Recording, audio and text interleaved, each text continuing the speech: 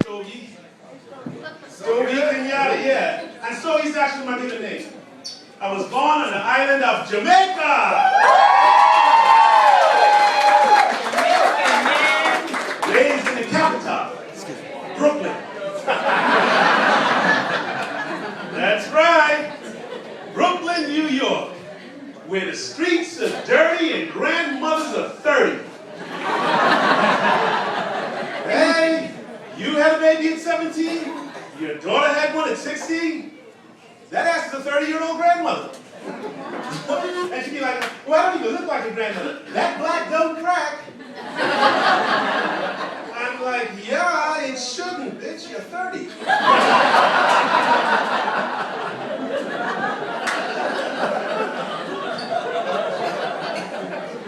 But with a name like Stogie, I've been teased about my name though from I came to America. First day of school, even the teacher had jokes. He was like, Reggie Brown, Jeffrey Hodge, Stogie Kid. Ha! What were your parents smoking when they named you Stogie? Gee, I don't know. Dick? See, I can't believe you write down on the board, teacher. Dick Brown? Say, I have a brown one too. But I'm going on telling everybody. You named after my knee whistle. My hand down. Teacher was like, no, silly Jamaican boy. In America, Dick is the same as Richard. I said, oh. Well, how come no one ever says, suck my Richard? Then the teacher gets pissed at me and he goes like, from now on, my name is Mr. Brown. To everyone, that goes for everyone, okay? From now on, my mouth is the only mouth that Dick is going to come out of. I said, Mr. Brown, you just outed yourself. Teacher had a good sense of humor though, because I spent 2 years in 3rd grade. Yeah. Great crowd. You guys look relaxed. Yeah. Oh, relaxed. Nice weekend. But you just relax, you just lazy. You know, you never know.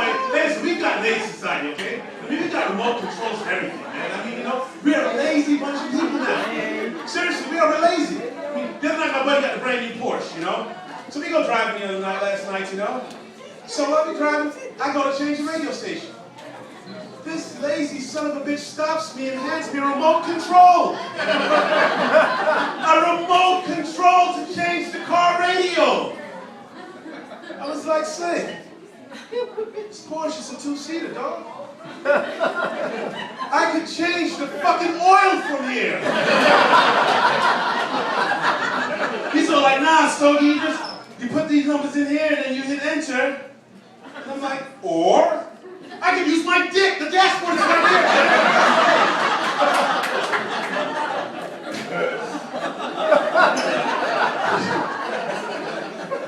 Pasadena.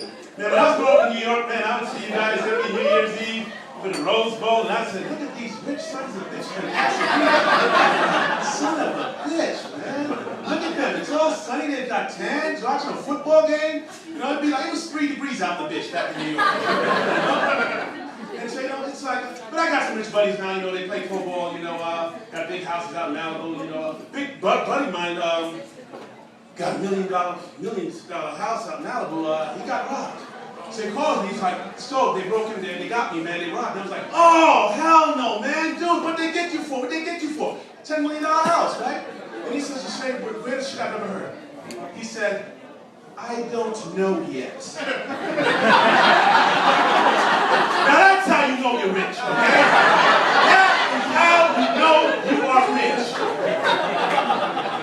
When you've got so much shit that you get robbed and you didn't know that was taken.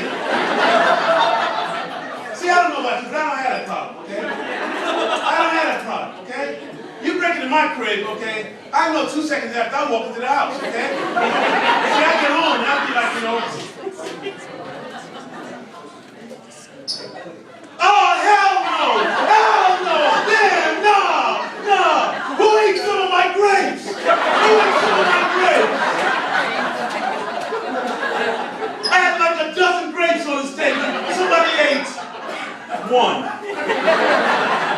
Son of a bitch, man. Let's see what else they got. Officer, get in here. That was a full roll of Charmin. Oh my God! First they get me for my grape, then half a roll of Charmin. Oh, son of, this is the bullshit.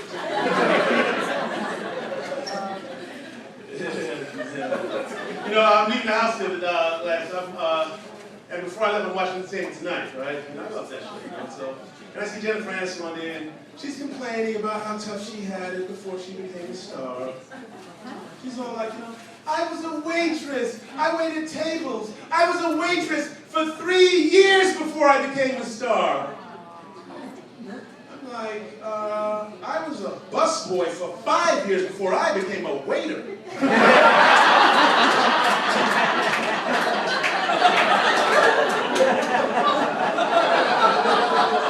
Okay, we enjoyed that one a little bit too much. People in the back were funny and be like, oh, he's poor. Hey, no, listen. I make the big bucks, okay? I do a one-man Broadway show on Paul Robeson's. I tour all over the country, okay? I make the big bucks, okay? Not everybody can do the stuff I do, okay? Not everybody can do the stuff I do and live large like me, okay? Not everybody can take their moms out, you know, fly in town, take their moms out for a fancy brunch. Yeah, that's right, I said it, brunch. Yeah, you think black people do brunch? Yeah, we had breakfast, we're going to have lunch, we sit up in the third meal right in the middle of it. Brunch, yeah, that's right. Okay? Not everybody can take their mother to a fancy brunch, okay, you know, and pick up half. No, okay, all right, I struggled a little bit, okay? Financially, I'm struggling a little bit, you know, I mean, I tried buying a car last year, and, you know, the manager of the car place walked in, and, you know, apparently, my FICO score is a little bit higher than my body weight. Manager walked in, he said, like, you're 350? I go like, oh God, no, I'm probably 245, 250. He's like, no, your FICO score is 350, your credit score. I'm like, oh, is that not good? I didn't know. Apparently, my credit's so bad, they won't take my cash. I'm like, here, it's money, take it. They're like, no, get out.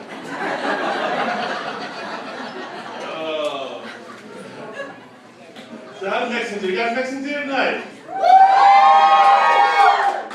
love Mexicans. I got to meet you Mexicans, man. I don't know, I'm from New York. And I don't know, who the hell does your PR? I'm in New York, right? After living in California. I see a cat on a train, I thought he was a Mexican. Says, hey, you Mexican, Poppy, where you from, man? Which part of Mexico? Okay, I live in LA. He said, no, I'm not Mexican. He says, I don't know, where are you from? He says, I'm from Bangladesh. I said, oh, shit, damn, dude, I thought you was Mexican. He says, no, Mexicans. Then he said the strangest shit. He said, Mexicans, they hard workers. I'm like, God damn, he from Bangladesh and you that shit. And see, I get offended by that shit, you know, because we're black people. We were slaves for 400 years. I'm like, if the fucking Mexicans are such hard workers, why did you pick them to be your damn slaves?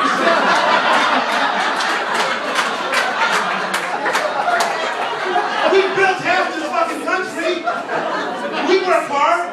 Granted, you know, we might have to smack us a little bit to we're hard fucking workers. You know? But everybody, man, everybody, I mean, the Indian guy from Bangladesh knew it, okay? And the Indians are hard-ass fucking workers, man. They do shit, you know? It's like, and they're a little different because, you know, they're not like us, because, I mean, you know, they like working so fucking much, man, that even when they have a strike, they do crazy shit. Like, you know, they're like, okay, we're striking. We're not going to eat. See, nobody black has done that shit. Okay? You know? But even my white friends are like, Stogie, leave the Mexicans alone, okay? They're hard workers. Give them their credit, okay? What could be harder than standing in the hot sun all day picking oranges, picking strawberries, picking grapes? I'm like picking cotton, motherfucker! Shit, you can eat an orange.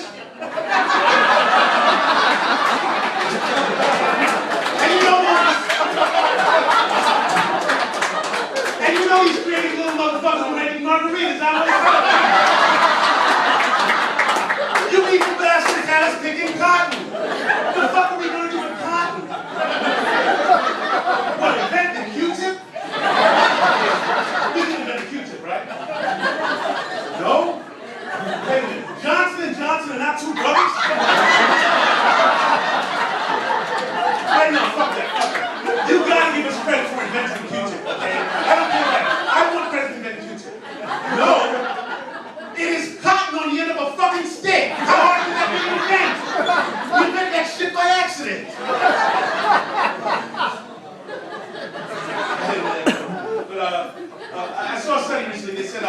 of black people don't know CPR. And I was shocked that it was that low. Listen, white people and Mexicans, let me tell you something. If you're drowning, okay, around a bunch of black people, kill yourself. Okay? No, seriously, okay? Because we don't know shit about CPR, okay? Hell, fuck, Michael Jackson had a black doctor and he didn't know the shit. He's like, they are doing it like they said in school, and he just looks for it. And I'm like, maybe because he's on a fucking bed? Alright, I mean, it's like, it's terrible. You know, and people are dying, celebrities dying. Hell, I'm walking on the beach in Malibu, okay? I see Beyonce laying there. She was going to die. She apparently passed out. She's washed up, you know? So I'm thinking like, oh my God, okay? So at first I think you do, I'm in LA, so I think, you know, okay, selfie, okay? Then I was like, I can't let Beyonce die. She's a survivor, right? So I said, I know my CPR move, because I know CPR, I know this shit. The first thing is she will do what? Get air into the lungs, right? Get air into the lungs, okay? So we just said, the first thing, I gotta get some air in Beyonce's lungs. So I get down on my knees, okay? And I start blowing.